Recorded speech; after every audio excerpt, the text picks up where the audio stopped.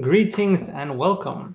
So this is part 6 of my Doctrine of Satan series, and I think I'm only like halfway done, maybe. So yeah.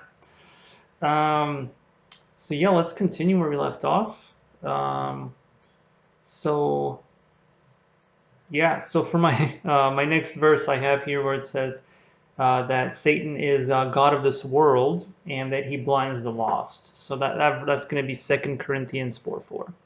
So. So at this point, I just have a bunch of verses. I have throughout the study, I'll use probably 30, 35 different verses. I'll talk about Satan. So it's a pretty in-depth study. So 2 Corinthians 4:4, it says, in whom the God of this world, so yeah, that's 2 Corinthians chapter 4, verse 4, in whom the God of this world hath blinded the minds of them which believe not, lest the light of the glorious gospel of Christ, who is the image of God, should shine unto them. So, the God of this world hath blinded the minds of them which believe not. Now, the God of this world that's not God. It's not God the Father. It's not Jesus Christ. No, the God of this world is Satan. And an interesting point here, I don't know if this is in the other Bibles, but in the King James, God is lowercase. So yes, God is in lowercase here, God of this world. That is Satan. And if you read the verse, I think it's pretty obvious that it's talking about Satan. So the God of this world is Satan. That is who God acknowledged as the God of this world. He literally gave him that power over the governments and over the world. So that's important because sometimes people really mess up verses. Um, there's actually once again I'm just saying this off the top of my head. I don't have the verse in front of me, but there's a verse where it has Jesus Christ on a white horse with a sword. And then there's another passage where it has another rider on a white horse with a bow. And a lot of people would think they're the same person. No, they're not the same person. The one with the sword is Jesus Christ. The one with the bow is Satan. That is how great of an imitator Satan is of Jesus Christ. Satan is a great imitator of Jesus Christ. People that are not discerning won't be able to tell the difference. They'll hear something that sounds good, and it's of Satan. It sounds good because Satan knows how to deceive you. He is really good at deceiving you. So you have to be very, very careful with how you read the Bible because sometimes what people will attribute to God, what is actually of Satan. So just keep that in mind. That will happen if you're not careful. So right here is one of those passages, the God of this world. I know there are probably people that teach that the God of this world is actually referring to God of Jesus Christ. So you have to be very careful here. The God of this world is Satan, so I hope we've established that, who hath blinded the minds of them which believe not. So they're blinded. So people have allowed Satan to blind their eyes, their heart, and they can't see the truth anymore. So when you're dealing with people, sometimes you use logic and facts, and they don't get it. It's because they've blinded their hearts. They've hardened their heart, just like Pharaoh hardened his heart back in Exodus, even though it was obvious, dude, like people in your country are dying. Like you've been cursed 10 times over already. Let them go. Nope. He keeps that's sin. Sin is makes people go crazy. They makes them do stupid things. They get addicted, and they'll do really, really stupid things that don't make any logical sense. That's what sin will do to you. So Pharaoh, very good test case. Very good, yeah. What happens when you keep rejecting God and you get the Bible talks about this being given over to a reprobate mind. You've been tested over and over again, and God just says whatever. You're just going to be just do whatever you want to do. You're going to be crazy. So right here, so people have, their minds have been blinded, lest the light of the glorious gospel of Christ, who is the image of God, should shine unto them. So people have they've rejected the gospel. And that's what happens. Like, I mean, God gives you a chance, but if you keep rejecting God, He's just gonna, if eventually there's a limit to that patience. So it's not gonna go on forever. God's love is not just gonna go on forever. He puts up a lot. God has a lot of mercy, but the doors will close one day. So you know that preaching is balanced when you hear the preacher talk about God's hatred in addition to God's love. Any preaching, or I mean, like obviously there will be different sermons. You could have a sermon on God's love, like no problem with that. But if someone's preaching about God's love all the time and they never say anything about God being angry or God hating sin, that's not a good preacher. So if at the mega churches, if all they ever preach about is God's love, there's something wrong. There's something wrong if they're not preaching about sin. And if they're not calling out sin for what it is. So there's something wrong with that preaching. The Bible is mostly negative. 2/3 or 3/4 of the verses in the Bible are negative. They outweigh the positive verses. They do. There is positive in the Bible, but you have to get through the negative. God's going to start off with the negative, and then once you've accepted the negative and changed, then you get the positive. Then you get the positive results afterwards. It's not just like God's love and rainbows and unicorns and sunshine and rainbows. Oh, no, that's not real life. That's not how real life works. The sunshines, the rainbows, and the unicorns, that'll be in heaven. We can have that in heaven. Right now, the real world just doesn't work like that. It just doesn't. And people know, people should know better. People really should know better. So God does punish sin, and there is a limit to that tolerance. Who is the image of God should shine unto them. So anyway, that's Satan. Satan's gonna deceive you. He's gonna mock you. He's gonna try to get you away from God. He's gonna deceive you, and he's gonna make you think that what he has to offer is better than what God has to offer. That's what Satan's gonna do. He's gonna try to trick you. And so many people get tricked. Most people get tricked. Very few people are able to survive and reject Satan's temptations, because that's how good Satan is at what he does. So that's 2 Corinthians 4:4. I think that's what it was, 2 Corinthians 4:4. Let's read John 12:31. John 12:31. John chapter 12, verse 31. It says, "Now is the judgment of this world. Now shall the prince of this world be cast out." Now shall the prince. So this is a future event. Just because God says now or Jesus Christ says now, it does not mean that it happens exactly now. God's timing is very different. When God says now, it literally could be in 2,000 years or something. So take the word now with the grain of salt. God's sense of time is different from ours, so it does not mean literally now. So obviously keep that in mind. That's this is God talking here, right? So now could mean a lot of things. Now is the judgment of the world. Now shall the prince of this world be cast out. I mean, it depends. It depends on how you understand this verse. Now let's look at this verse from a different perspective. Hypothetically, if the Jews did accept Jesus Christ at this moment, because you have to keep in mind this is John 12:31.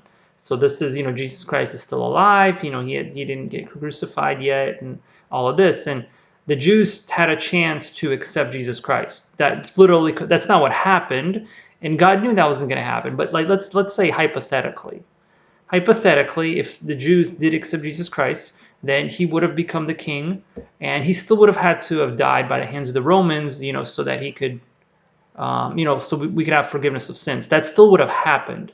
But then the tribulation would have happened, and the church age would have been skipped, and the New Testament actually would have never been written, and the history would have played out really differently. Right now, we would be like in eternity. You know, the millennium would have passed by now.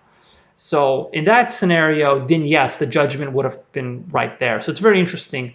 If you take it from that perspective, then that actually is what was going to happen. Satan was literally on the brink of being judged. If the Jews did accept Jesus, then that actually could have happened right there at that moment. Now shall the prince of this world be cast out. So this is very interesting how the Bible works like that. Like you read a verse, and there could be like 2 or 3 different meanings or 2 or 3 different ways to interpret the same verse. That all are correct actually.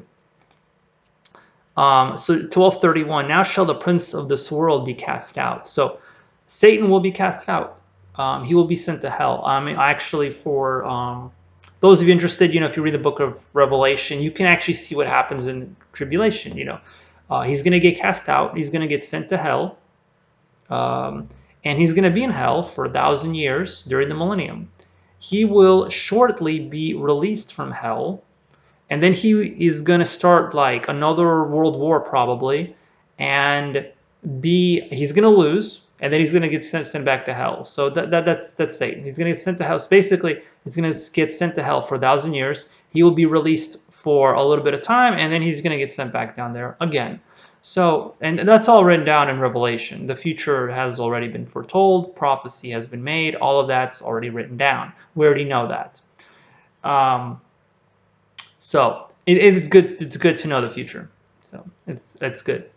And so right here, so this is John 12:31. So he's the prince of this world. So it already said that in the previous verse. He has power over the world. He's the God of this world. He's the prince of this world. Now shall the prince of this world be cast out. So anyway, that's what it says about here. Here in John 12:31, that he is the prince of this world. Let's see. Then I have another verse. Satan is the darkness. Acts 26:18. So Acts, the book of Acts, 26:18.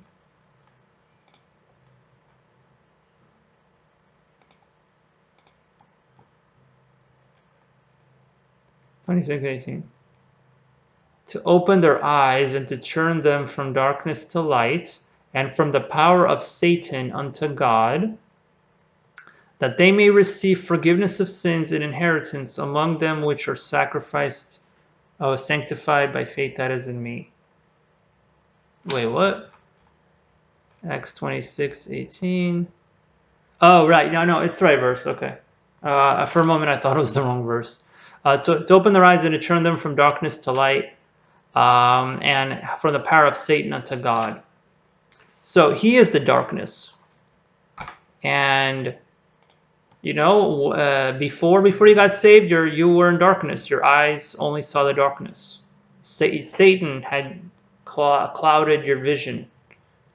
You need to get saved to have your eyes open. So it's not, oh, you had your eyes opened and then you got saved. No, to fully see it, you need to accept Jesus, and then you'll really have your eyes open.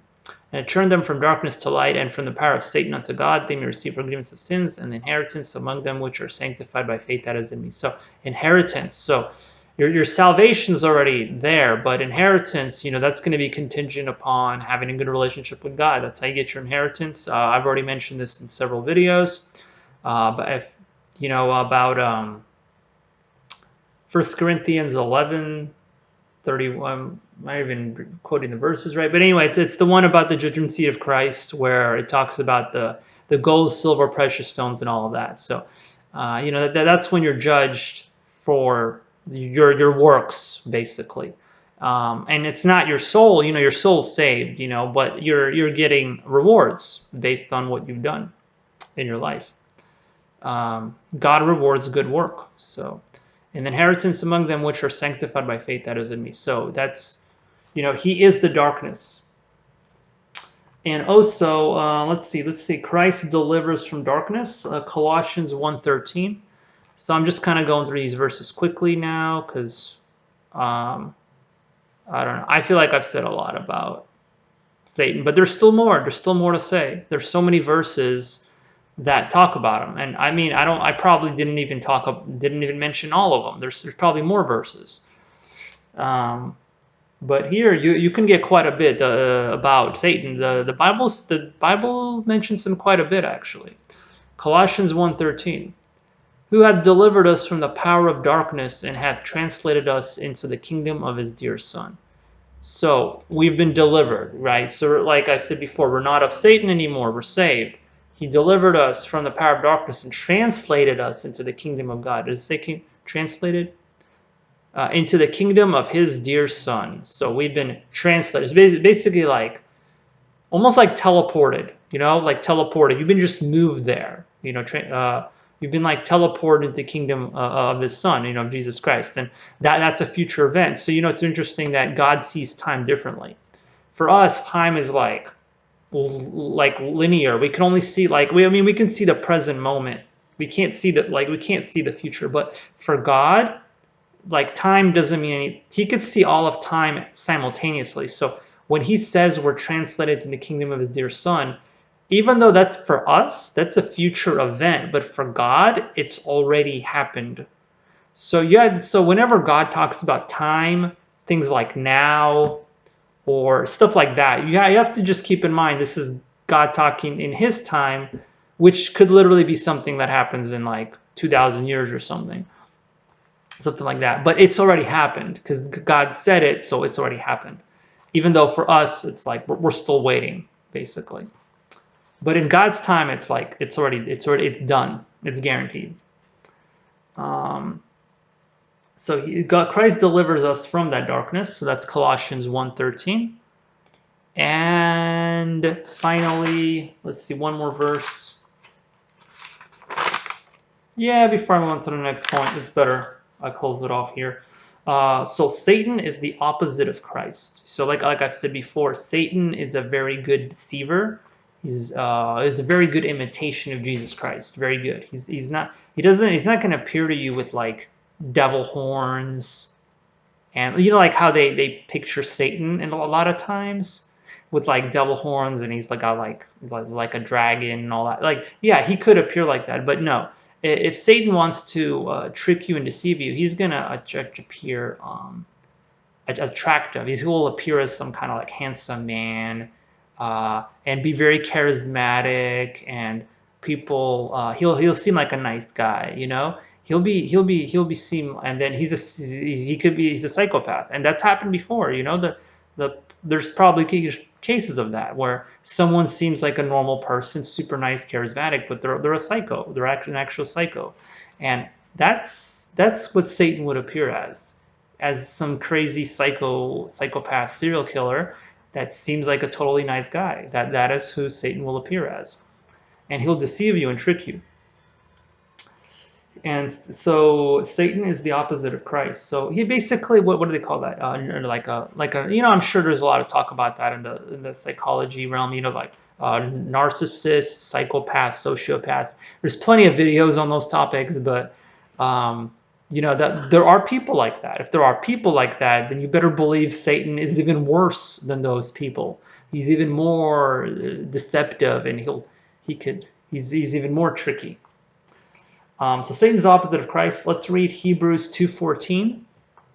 So that's actually a video, it's actually a verse I've used before. Let's see, Hebrews 2:14. Hebrews chapter 2, verse 14 and 15. Hebrews 2:14 and 15.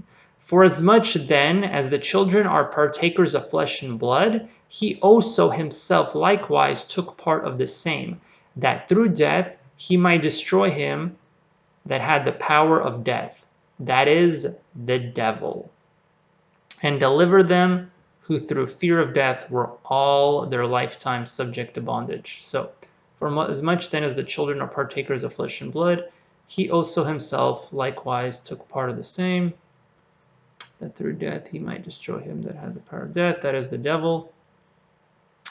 Let's see. Deliver them who through fear of death for all the lifetime subject.